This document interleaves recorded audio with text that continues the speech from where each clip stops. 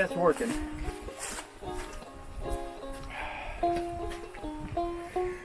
I'll go show you what I did. I see a drip. I just saw a drip. I might can tighten that a little more. So figure out where it's dripping from.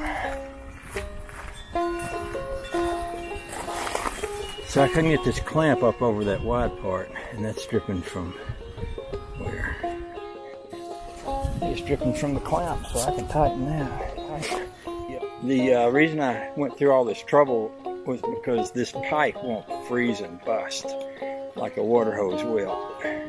I didn't mean to have the end all stuck up in the air. In fact, I was trying to do the opposite. I thought if I put an elbow there, I'd get it to lay down.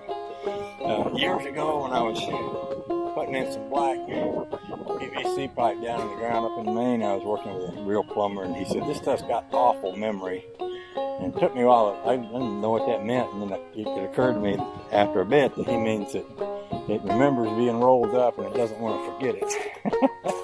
And that PEX pipe's got a little awful memory going for it too, but I'm hoping I can go over there and convince it to lay down. What I might do is give me a little, kind of a little stake, like a fence stake, put it in the ground. That way when you walk across it, you won't trip on that. It can be really annoying. But that pretty much takes care of the water connection. I don't see any leak anywhere. And when I get ready to leave, I can just, this little side part over on the box over here, I can just flip that up, unhook that and pull it out and leave that connected. You may have noticed that there's two, I've got a splitter on this. And I did that on purpose because when Bill comes, Bill's gonna, I didn't tell y'all, I don't think, maybe I should. Bill sold his house. He's gonna buy an RV. He's gonna come back here and we're gonna hook it up, and he's gonna stay here till he figures out where he's going next. So they don't have a house anymore. They're gonna have an RV. I think either a new one or a slightly used one. And he's gonna spend some time traveling around figuring out where he wants to go. I told him I'd have everything set up so basically he can come here and plug into my system. I've got a 30 and a 50 amp plug right here, and I'm only using the 30, so I can pull off that 50 amp and come out and mount another plug for him to plug his RV into. I am refilling my internal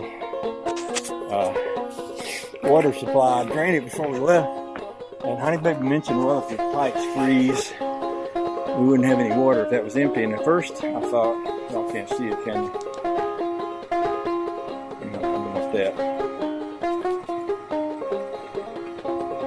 At first I thought I'd let it go empty because I didn't want it to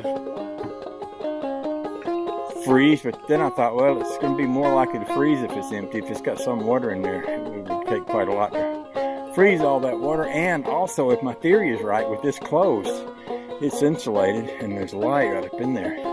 That shouldn't get cold enough to freeze.